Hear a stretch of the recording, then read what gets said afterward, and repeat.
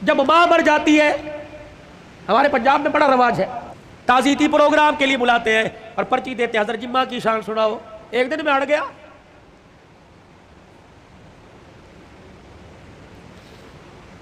میں نے کہا نہیں سنا تھا ماں کی شان، میں نے سناؤ جی۔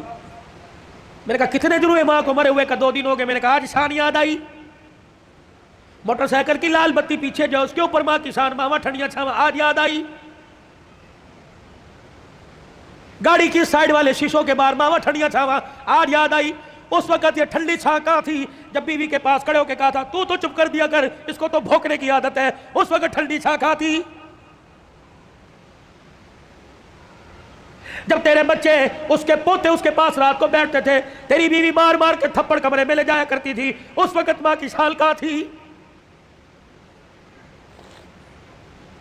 یاد ہے اس کا پوتا تیرا بیٹا اس کے ساتھ برتن میں کھانا کھا رہا تھا اور وہ لقمے بنا بنا کے چھوٹے چھوٹے اپنے پوتے کے منہ میں دے رہی تھی، تو آیا اور آ کے کہنے لگا امی جان اس کو مت کھلائیے جراثیم لگ جائیں گے۔ آج کہتا ہے ماں کی شان سناؤ۔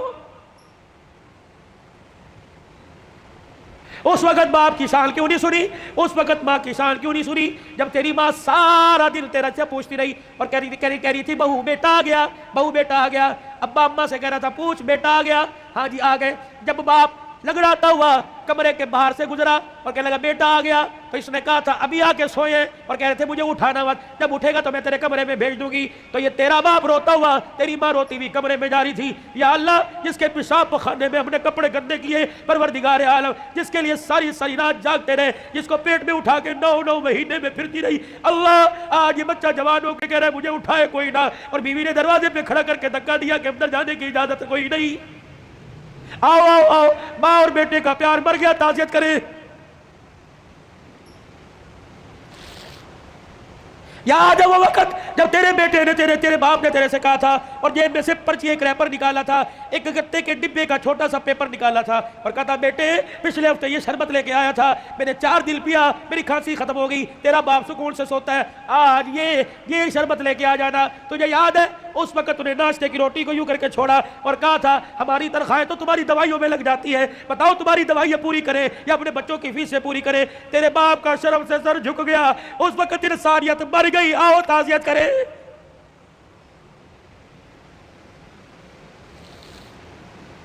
آؤ میں تمہیں کربلا کے شاہ سوار کی کہانی سناؤں۔ اے لوگوں کمزوری کی وجہ سے میرا دل اجازت نہیں دیتا، ورنہ میں تمہیں دکھڑے فاطمہ سناؤں۔ اللہ اکبر۔ آخری وقت ہے سیدہ کا، آخری دن ہے دنیا سے جانے کا۔ حضرت علی نماز پڑھ کے تشریف لائے، دیکھا صبح صبح کام میں لگی پڑی ہے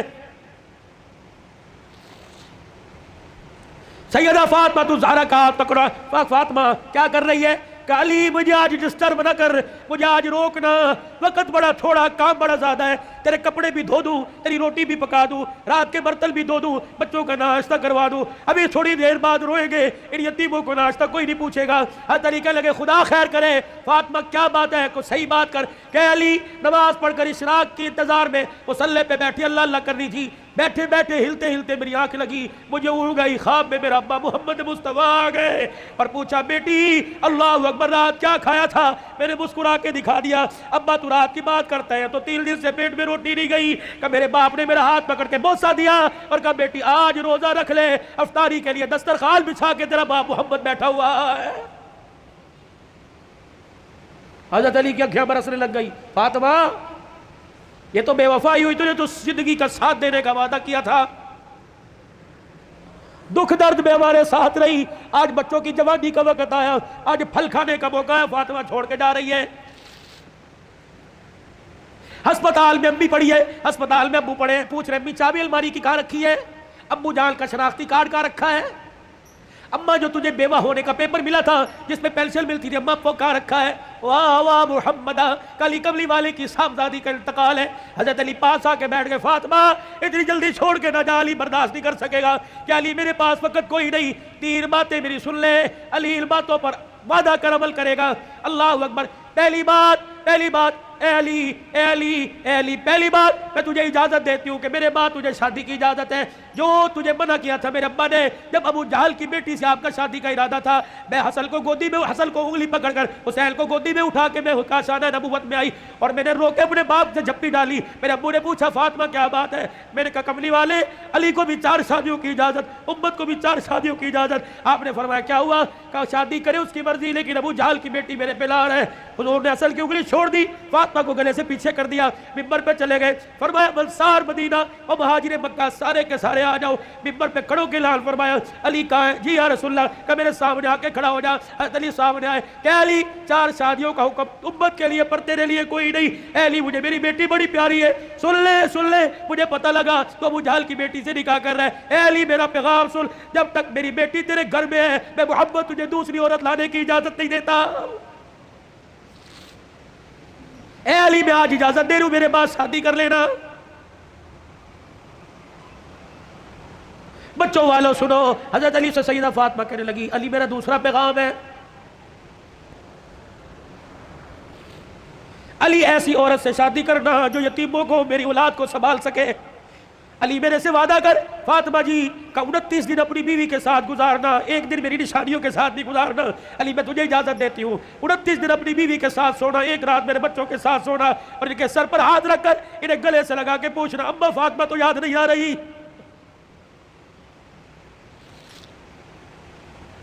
روایات میں لکھا حضرت علی کی ہچکی بندی ہوئی، حضرت علی رو رہے۔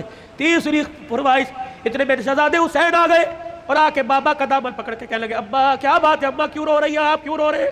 سیدہ نے اپنی کمزور سی آواز میں فرمایا جاؤ جاؤ میرے بچوں، نانے کے روزے پر میرا بھی سلام کہہ کے آؤ اور اپنا بھی سلام کہہ کے آؤ۔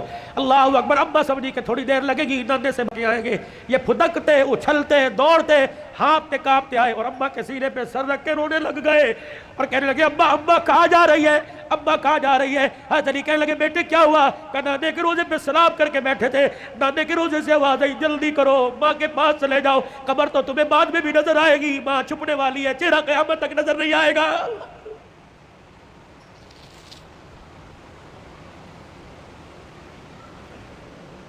اور دوسروں کی ماں پر رونے والوں، کبھی اپنی ماں کی پریشانی پر بھی روئے۔ کیا آج سارا دن گزر گیا میں نے اپنی ماں کے پیر نہیں دبائے؟ کبھی روئے؟ 4 سال ہو گئے کبھی میں نے اپنے ماں کے ساتھ بیٹھ کے دکھایا؟ جو اللہ تھللہ میرے ساتھ ہوٹلنگ کرتا ہے کاش وہ پکاتا، اپنی ماں کے پاس لے کے جاتا، اس کی پسند کا پھل، اس کی پسند کا کھانا لے کے جاتا، پھر تیری ماں ہاتھ اٹھاتی، عرش سے تیرے لیے رحمتوں کا دروازہ کھل جاتا۔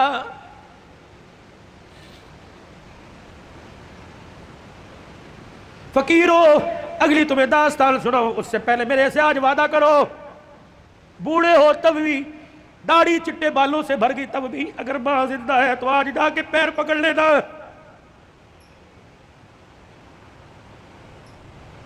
بولی متی صاحب کہیں گے میری تو قبر میں چلی گئی، میں کس کے جا کے پیر پکڑوں؟ میرے کہا علی صاحب برابر ٹھیک ہے، قبر میں چلی گئی، قبر کا دور چلی گئی، سکھ کی چادری اجڑ گئی، ابا اپنا ساتھ نہ چھوڑنا، لمبے و لمبے گاہے بگائے اللہ سے ہماری سفارش کر دینا، اللہ کے دربار میں تیری سفارش قبول ہوگی، دنیا میں ہمارے کام بنیں گے۔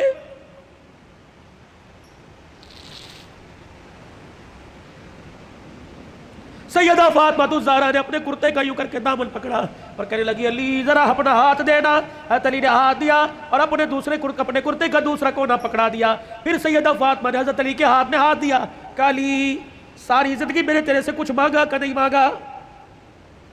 علی وہ وقت یاد ہے نا جب میں نے اللہ اکبر کہا اور تو وضو کر کے مسجد میں جا رہا تھا، میں دھڑام سے مصلی پہ گر گئی، سہارا دے کے مجھے اٹھا کے پوچھا کیا بات ہے؟ میں نے کہا علی 4 دل کی بھوکی ہوں، کھڑے ہونے کی ہمت ہی کوئی نہیں رہی۔ علی وہ وقت یاد ہے نا جب میرا باپ رات کے اندھیرے میں دروازہ آ کے بجا رہا تھا، میں نے کہا کون؟ کہ تیرا باپ محمد الرسول اللہ صلی اللہ علیہ وآلہ وسلم۔ میں نے عرض کیا ابو جان اکیلے ہو؟ کہ بیٹی کیوں؟ کہ اکیلے ہو تو اندر آ جاؤ، اگر ساتھ کوئی لے کے آئے ہو ابا جان اندر نہ آنا، پہلے اپنی چادر مجھے دو۔ حضور علیہ السلام نے ہاتھ دروازے سے اندر ڈال کے چادر دے دی، پھر فرمایا بیٹی کیا بات ہے؟ کہنے لگی ابا جان اس لیے روکا تھا آج تیری بیٹی کے پاس اتنا بھی کپڑا نہیں کہ اپنا بدن لپیٹ سکے۔ لائیو گفتگو چل رہی ہے اور موبائلوں پر گھر میں سنانے والوں غور کرو، غور کرو، تیرے میرے گھر میں کون سا دن ایسا گزرتا ہے کہ کپڑوں پہ جھگڑا نہیں ہوتا؟ سیل لگی ہوئی ہے، ابے پیسے دے، کہاں سے لے کے آئے، کس کا خون چوڑ کے لے کے آئے، کہاں چوری کر کے آئے، کہاں رات پائی کر کے آئے، جتنی اس کی تنخواہ تھی اتنی لے کے آئے، باقی کہاں سے لے کے آئے؟ تیری سیل کے لیے لاکھوں گھر تباہ ہو گئے۔ علی آپ سے کچھ مانگا کہ نہیں، آج مانگو گی تو کچھ دو گے؟ اللہ اکبر۔ حتیر کہنے لگے فاطمہ مانگ کیا مانگتی ہے؟ کہنے لگی علی ذرا میری جھولی میں جھانک کے دیکھ، علی میری جھولی میں جھانک کے دیکھ۔ حضرت علی جھانکتے لگے فاطمہ کیا ہے؟ کہ علی ذرا زبان ہلا کے دو بول اس جھولی میں ڈال دے تاکہ مرنے کے بعد ابا کو جا کے جھولی دکھاؤں اور سر فخر سے بلند کروں۔ حضرت علی کہنے لگے کیا ڈالوں؟ کہ علی صرف اتنا بتا دے تو میرے سے راضی ہے کہ نہیں، میری خدمت سے راضی ہے کہ نہیں؟ حضرت علی کی چیخ نکلی کہ فاطمہ ہاتھ جوڑتا ہوں، زندگی میں تو نے نہ کپڑے کا، نہ روٹی کا، نہ مکان کا سوال کیا، اللہ کی عزت کی قسم تو فاطمہ ان کانوں نے سنا اس کی زبان سے جس کی زبان پہ ہمیشہ حق آیا، سچ آیا، قرآن آیا۔ اس نبی نے ممبر پہ کھڑے ہو کے کہا تھا میری بیٹی فاطمہ جنتی عورتوں کی سردارہ رہے۔ رہی میری بات، رہی فاطمہ میری بات، رب محمد کی قسم ہے تو میری رضا کی بات کرتی ہے، رہی میری بات، اے فاطمہ حجرے میں علی تیرے سے راضی ہو گیا، روزے میں ابا تیرے سے راضی ہو گیا، اللہ کی قسم ضمانت دے رہا ہوں عرشوں پہ خدا تیرے سے راضی ہو گیا۔ یا ایتھا النفس المطمئنہ ارجعی الی ربک راضیۃ مرضیہ فادخلی فی عبادی وادخلی جنتی۔ اللہ کرے تیرے میرے جنازے پر آدنامہ نہ لکھا ہو بلکہ فرشتہ تیرے میرے ہونٹوں پہ لکھ کے چلا جائے، وادخلی فی عبادی وادخلی جنتی۔ آجا آجا نیکوں میں، متقیوں میں، ان بندوں کے اندر جن کو اللہ نے کامیابی کا سرٹیفکیٹ دے دیا، ان میں شامل ہو کے اللہ کی جنت الفردوس کے اندر چلا جا۔